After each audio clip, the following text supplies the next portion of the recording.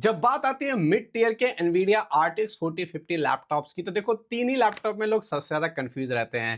Tough A16 जो आता है Ryzen 7 7445HS, टफ F16 जो आता है Intel Core 5 210H, और द लेजेंडरी Lenovo लॉक जो आता है i5 13450HX। वैसे तो इन तीनों ही लैपटॉप के डिटेल्ड नॉन स्पॉन्सर्ड रिव्यू मेरे चैनल पे प्रेजेंट हैं। अगर तुमने वो वीडियो नहीं देखा है तो देखो, इस वीडियो में तुम्हारे ये सारे कंफ्यूजन दूर कर दूंगा। इस वीडियो को बनाना भाई इसलिए भी जरूरी था कि मैं आजकल देख रहा हूँ भाई सबके हाथ में फोन आ गया, कोई भी लैपटॉप रिकमेंड कर रहा है। जिन्होंने भाई फिजिकली लैपटॉप को टेस्ट भी नहीं किया वो भी लैपटॉप रिकमेंड कर रहे हैं कि ये वाला ले लो वो ले लो। भाई ऐसा नहीं होता है। कई कई बार ऐसा होता है कि जो आप स्पेक्स थ्योरेटिकल पढ़ते हो, लैपटॉप वैसा एक्चुअल में परफॉर्म भी नहीं करता है।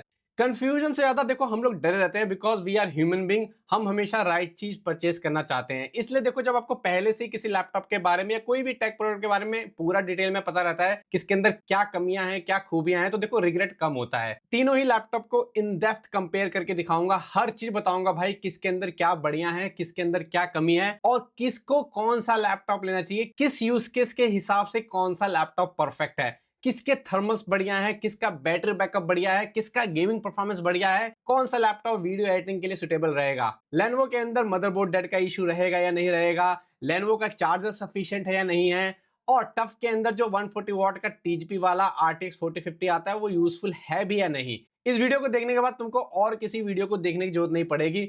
इन तीनों लैपटॉप के अलावा इस वीडियो में तुमको एक और लैपटॉप रिकमेंड करूंगा जो अंडरडॉग है भाई, जिस कॉस्ट पे आता है काफी अच्छा लैपटॉप है।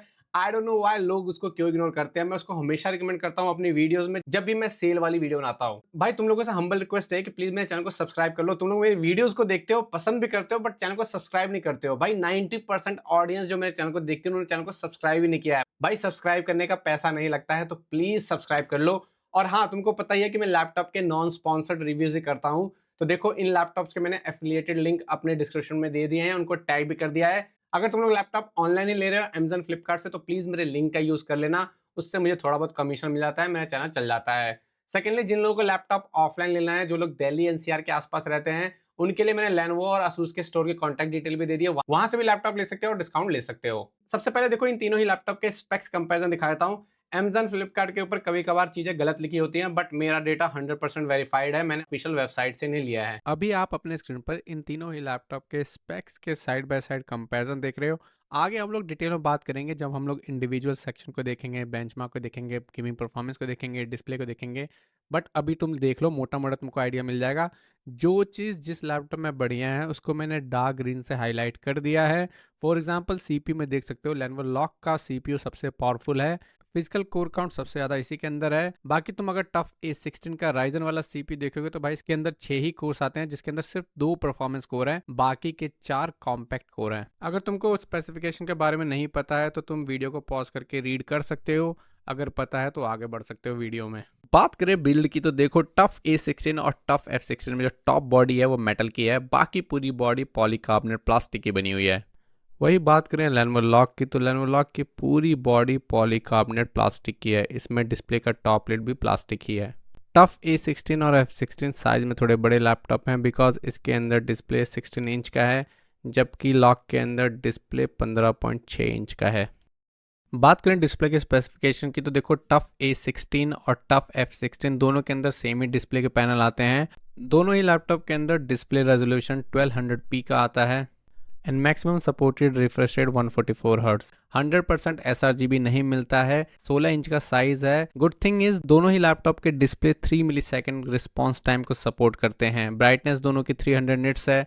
MUX switch, NVIDIA advanced, Optimus, G-Sync इनका सपोर्ट मिल जाता है। वहीं बात करें लॉक की तो 1080p का डिस्प्ले आता है, 15.6 इंच का साइज है। Maximum supported refresh rate 144 hertz का ही मिलता है इसके अंदर।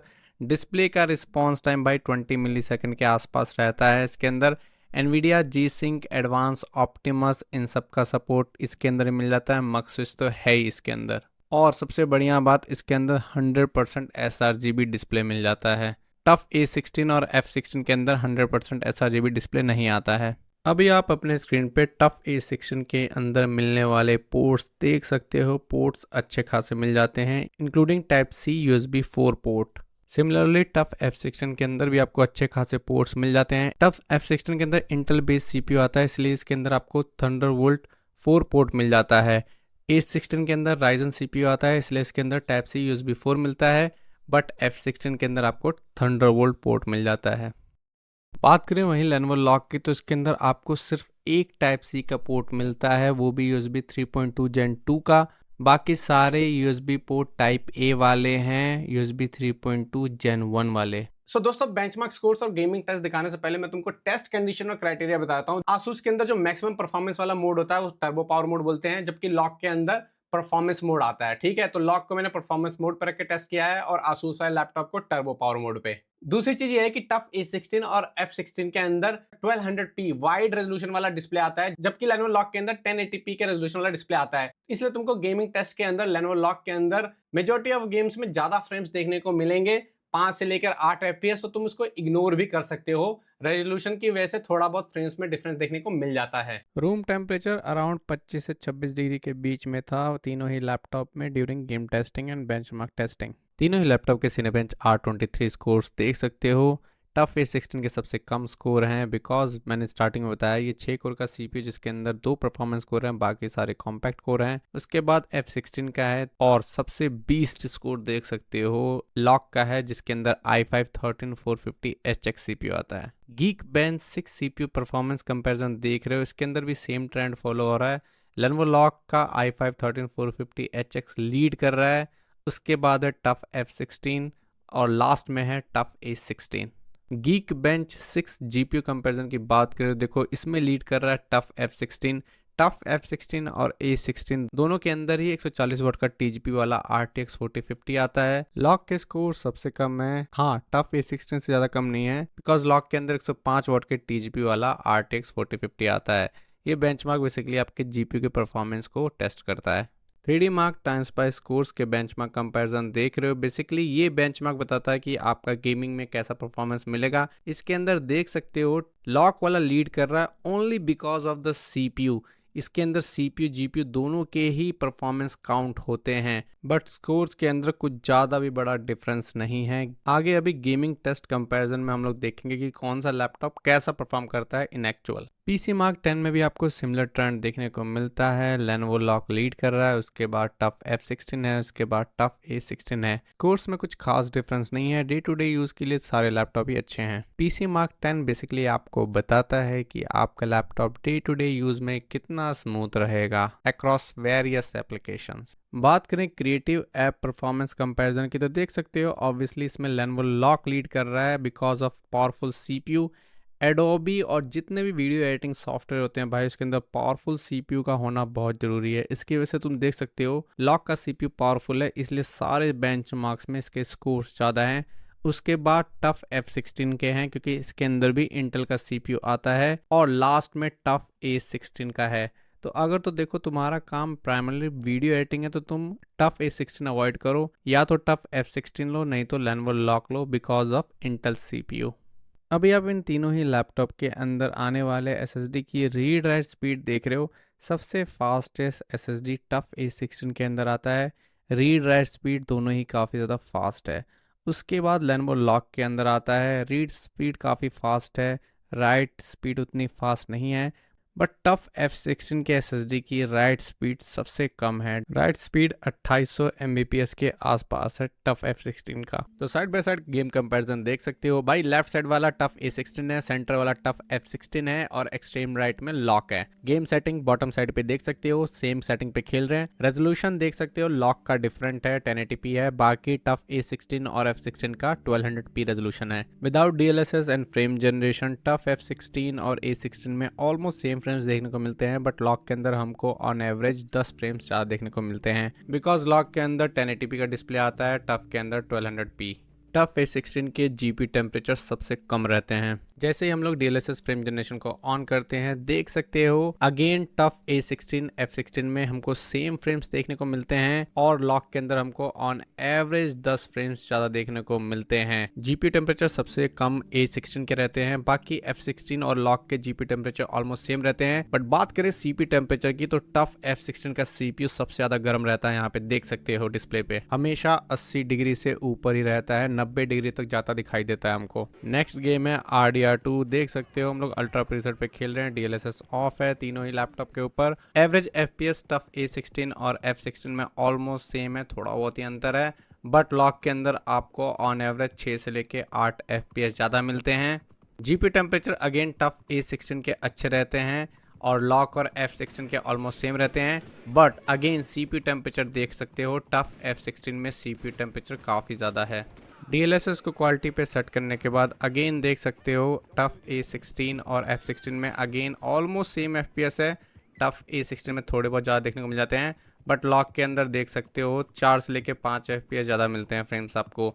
CPU temperature again tough F16 में काफ़ी ज़्यादा रहते हैं गाइस, देख सकते हो अपने स्क्रीन पे। नेक्स्ट गेम है साइबरपंक। इस गेम को हम लोग अल्ट्रा प्रीसेट पे खेल रहे हैं, DLSS and frame generation of है। सेम बिहेवियर देखने को मिलता है, A16 F16 में ऑलमोस्ट सेम फ्रेम्स देखने को मिलते हैं और लॉक के अंदर थोड़े बहुत फ्रेम्स ज़्यादा देखने को मिलते हैं। GPU TGP की बात करें तो देख सकते हो A16 और F16 में TGP 90 वाट क्रॉस करता दिखाई देता है, जबकि लॉक के अंदर 70 to 80 वाट तक ही रहता है। DLSS को क्वालिटी पे सेट करने के बाद और फ्रेम जनरेशन इनेबल करने के बाद लेट्स सी कैसा परफॉर्मेंस देखने को मिलता है। फ्रेम जनरेशन ऑन करने के बाद भी सेम बिहेवियर देखने को मिलता है। A16 और F16 में ऑलमोस्ट सेम फ्रेम्स देखने को मिलते हैं। लॉक के अंदर अगेन अप टू 10 FPS ज़्यादा देखने को मिलता है। But guys let me remind you again, lock के अंदर 1080p का डिस्प्ले आता है और टफ के अंदर 1200p। बट देख सकते हो दोनों ही टफ के अंदर TGP कभी भी 140 वाट हिट नहीं होती है। टफ F16 के GPU टेम्परेचर 3 से 4 डिग्री ज़्यादा रहते हैं और इसका CPU टेम्परेचर तो 90 डिग्री क्रॉस करता दिखाई देता है दोनों लैपटॉप के कंपैरिजन में। नेक्स्ट गेम है एलन वेक 2। हाई प्रीसेट पे खेल रहे हैं, DLSS और फ्रेम जनरेशन दोनों ऑफ है। देख सकते हो टफ A16 और F16 दोनों में ही ऑलमोस्ट सेम फ्रेम्स देखने को मिलते हैं एंड अगेन लॉक के अंदर हमको 5 से लेके 8 FPS ज़्यादा देखने को मिलते हैं क्योंकि इसका रेजोल्यूशन कम है डिस्प्ले का। DLSS को क्वालिटी पे सेट करने के बाद और फ्रेम जनरेशन इनेबल करने के बाद सेम पैटर्न देखने को मिलता है। टफ A16 F16 में ऑलमोस्ट सेम फ्रेम्स मिलते हैं और लॉक के अंदर थोड़े बहुत फ्रेम्स ज़्यादा देखने को मिलते हैं due to resolution. GPU temperature again देख सकते हो टफ A16 के सबसे बेस्ट रहते हैं। CPU टेम्परेचर टफ A16 और लॉक के ऑलमोस्ट सेम रहते हैं, बट CPU टेम्परेचर देख सकते हो टफ F16 के अगेन भाई 90 प्लस क्रॉस कर रहे हैं, जो कि अच्छा नहीं है मेरे ओपिनियन में considering the CPU। Next game है गोस्ट ऑफ सुशिमा। इस गेम को हम लोग वेरी हाई प्रीसेट पे खेल रहे हो। देख सकते हो F16 के अंदर 2 से 3 फ्रेम्स ज़्यादा मिलते हैं टफ A16 से और लॉक के अंदर अप टू 10 FPS ज़्यादा देखने को मिल जाते हैं compare to both laptops, only because of resolution difference. DLSS और फ्रेम जनरेशन ऑन करने के बाद भी हमको ऑलमोस्ट सेम बिहेवियर देखने को मिलता है फ्रेम्स के टर्म्स में। CPU GPU टेम्परेचर सबसे बेस्ट टफ A16 के रहते हैं, उसके बाद लॉक के रहते हैं और टफ F16 के देख सकते हो CPU टेम्परेचर ऑब्वियसली हाई रहते हैं इस गेम के अंदर भी। ग्राफिक कार्ड के TGP इन तीनों ही लैपटॉप के अंदर इस गेम के अंदर 70 के आसपास ही रहते हैं, उससे ज़्यादा नहीं जाते। टफ F16 में फिर भी कभी कभी 75 वाट तक चले जाते हैं। नेक्स्ट गेम है होराइजन फॉरबिडन वेस्ट। इस गेम को भी हम लोग वेरी हाई प्रीसेट पे खेल रहे हैं, DLSS और फ्रेम जनरेशन ऑफ है। देख सकते हो इस गेम के अंदर I don't know why tough A16 के अंदर फ्रेम्स कम मिल रहे थे compare to tough F16। F16 के अंदर देखो 3 से 4 FPS ज़्यादा ही रहते हैं, बाकी लॉक के अंदर अगेन 8 से लेके 10 FPS ज़्यादा रहते हैं compare to both other TUF laptops. DLSS को क्वालिटी पे सेट करने के बाद और फ्रेम जनरेशन को ऑन करने के बाद इस बार टफ A16 के अंदर हमको ऑन एवरेज 67 to 68 FPS मिल जाते हैं। सेम FPS हमको ऑलमोस्ट टफ F16 के अंदर मिल जाते हैं और लॉक के अंदर अगेन 3 से लेके 5 FPS ज़्यादा रहते हैं compare to both TUF laptop. Temperature की बात करें तो देखो A16 के टेम्परेचर अगेन अच्छे रहते हैं, लॉक के टेम्परेचर भी GPU के अच्छे रहते हैं, बट CPU के टेम्परेचर भी 80 क्रॉस करते दिखाई देते हैं, जो कि ठीक है। बट गाइस सबसे वर्स्ट टेम्परेचर F16 के CPU टेम्परेचर देख सकते हो कितने हाई जा रहे हैं। बात करें थर्मल्स की तो स्टार्ट करते हैं विद टफ A16। देख सकते हो उसके CPU GPU दोनों के टेम्परेचर काफ़ी अच्छे रहते हैं।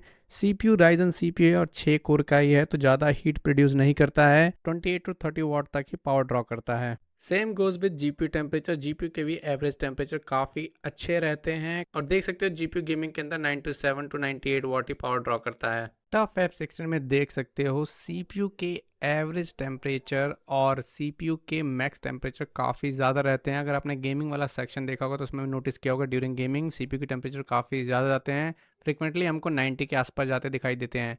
फिजिकल कोर्स ज़्यादा हैं इंटेल वाले CPU के अंदर और ये पावर भी ज़्यादा ड्रॉ करता है। देख सकते हो अप टू 80 वाट तक पावर ड्रॉ करता है, राइजन वाला सिर्फ 30 वाट तक ही पावर ड्रॉ करता है।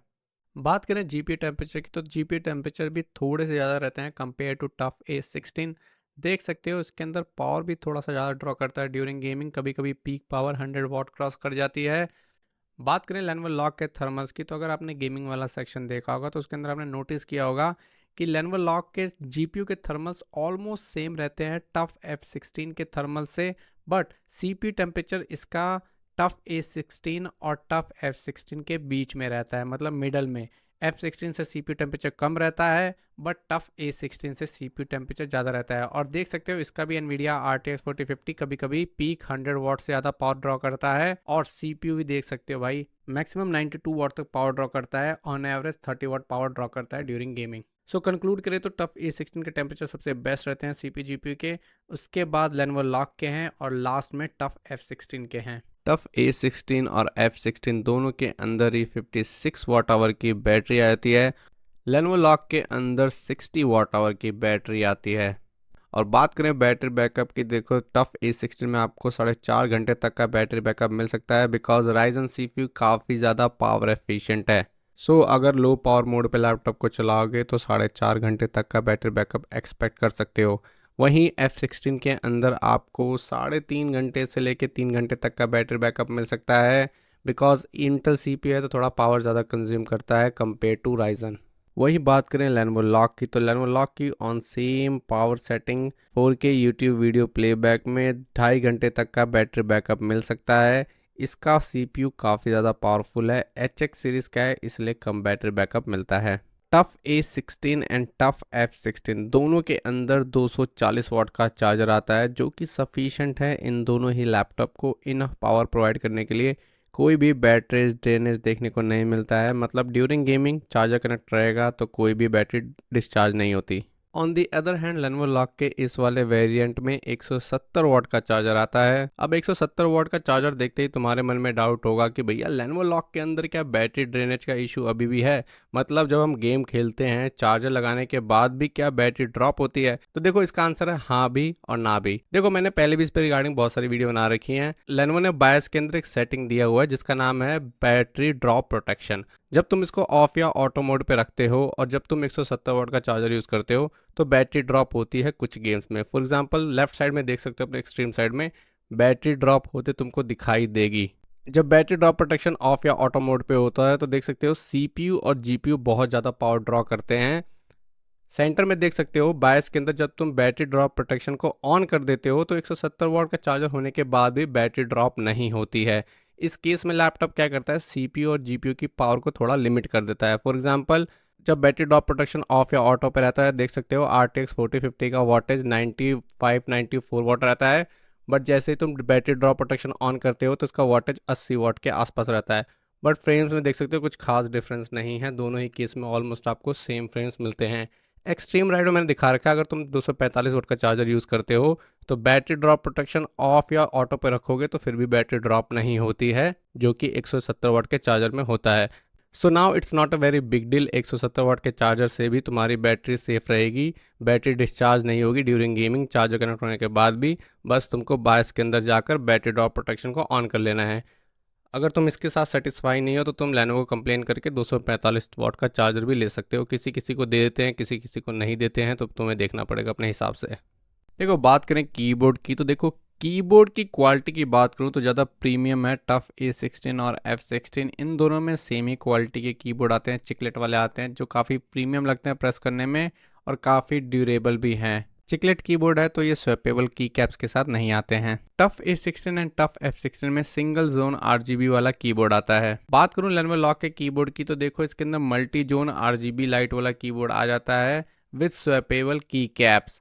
ड्यूरेबिलिटी की बात करूं तो देखो चिकलेट वाले ज़्यादा ड्यूरेबल होते हैं compare to swappable, but swappable वाले में एक फ़ायदा है कि भाई आप इसकी की कैप्स चेंज भी कर सकते हो इन केस टूट जाता है या कोई डैमेज हो जाता है तो कीबोर्ड तो देखो पर्सनल चॉइस होता है, तुमको क्या पसंद है। तो इसके अंदर मैं किसी को विनर नहीं बोलूँगा, ठीक है दोनों ही अपनी जगह अच्छे हैं कीबोर्ड। तीनों ही लैपटॉप के अंदर डाउन फायरिंग स्पीकर आ जाते हैं 2।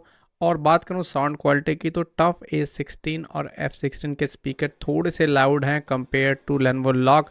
अगर तुमको इनके स्पीकर की डिटेल टेस्टिंग देखनी है तो मेरे फुल लेंथ की वीडियो जाके देख सकते हो।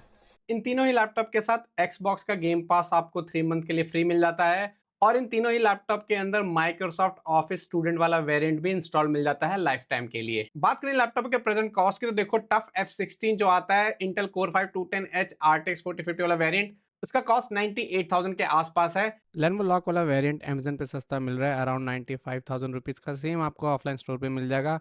और बात करें टफ A16 की तो देखो ये सबसे महंगा मिल रहा है आज की डेट में, 1 लाख से ऊपर मिल रहा है अमेजन और फ्लिपकार्ट के ऊपर। तो दोस्तों बात कर लेते हैं मेरे फाइनल वर्डिक्ट की, कंक्लूजन की, कौन सा लैपटॉप सबसे ज्यादा वैल्यू फॉर मनी है, कौन सा लैपटॉप तुमको लेना चाहिए अपने यूज केस के हिसाब से। देखो बात करते हैं टफ A16 की। लैपटॉप ठीक है बट इसका प्राइस देखो जो होना चाहिए 89 टू 95 की होना चाहिए। अगर ये 1 लाख से ऊपर मिल रहा है तो लेना उतना वर्थ नहीं है बिकॉज ऑफ CPU उतना ज़्यादा पावरफुल नहीं है, GPU ठीक है। थर्मल्स इस लैपटॉप पे काफ़ी अच्छे हैं, 1 TB SSD मिल जाता है और ये AAA गेमिंग जिसको करना है उनके लिए ठीक है बिकॉज CPU उतना पावरफुल नहीं है। तो अगर वैलोरेंट खेलोगे तो उसमें ज़्यादा फ्रेम्स देखने को नहीं मिलेंगे जितने इंटेल वाले में देखने को मिलते हैं। बैटरी बैकअप भी अच्छा दे देता है और ये लैपटॉप एडवांस वीडियो एडिटर के लिए नहीं है, अगर तुम बहुत हैवी फाइल एडिट करते हो तो नहीं है बिकॉज CPU भाई उतना पावरफुल नहीं है। कुल मिला जुला के कॉलेज जाने वाले बच्चों के लिए ठीक है, AI ML भी करवा देगा। बात करूँ टफ F16 की तो जो इसके अंदर चेंजेस हैं वो है CPU को लेके। CPU थोड़ा सा बेटर है टफ A16 के कंपैरिजन में, बट गैस बेटर तो है बट काफ़ी हीट होता है, स्पेशली अगर गेमिंग करते हो टर्बो पावर मोड पे तो इसके टेम्परेचर तुमने देखा ही होगा भाई, गेमिंग सेक्शन के अंदर 90 डिग्री आराम से चला जाता है। अगर इस लैपटॉप को ले रहे हो तो परफॉर्मेंस पावर मोड पे गेमिंग खेलना, उसमें ज़्यादा हीट नहीं होगा। वीडियो एडिटर के लिए लैपटॉप ठीक है भाई क्योंकि इंटेल का CPU है तो अच्छा परफॉर्म करता है, परफॉर्मेंस भी CPU की बेटर है compare to Ryzen CPU, but battery backup उतना अच्छा नहीं देगा। ट्रिपल ए गेम में कुछ खास डिफरेंस देखने को नहीं मिलेगा परफॉर्मेंस में compare to TUF A16, but हाँ वैलोरेंट खेलते हो तो इसके अंदर ज़्यादा फ्रेम्स देखने को मिलेंगे। Considering the current cost Lenovo lock ज़्यादा बेटर वैल्यू ऑफर कर रहा है और इसका CPU के परफॉर्मेंस भी काफ़ी अच्छी है। दोनों लैपटॉप के CPU कहीं नहीं टिकते इसके सामने।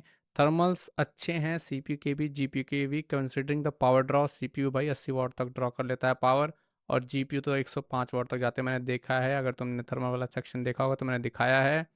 वीडियो एडिटिंग के लिए भी अच्छा है, 100% SRGB मिल जाता है, पावरफुल CPU मिल जाता है। गेमिंग तो करवा ही देगा, चाहे वेलोरेंट खेलो चाहे AAA गेमिंग करो, दोनों के अंदर अच्छी परफॉर्मेंस देखने को मिलेगी।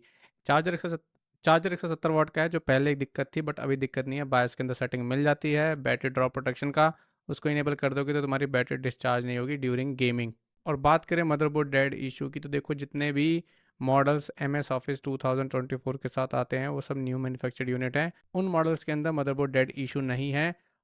हाँ एक चीज़ और, लेनोवो लॉक के अंदर तुमको उतना अच्छा बैटरी बैकअप नहीं मिलेगा जितना टफ A16 और F16 के अंदर मिलता है बिकॉज वो दोनों CPU HX सीरीज़ के नहीं है, उतना पावर ड्रॉ नहीं करते हैं।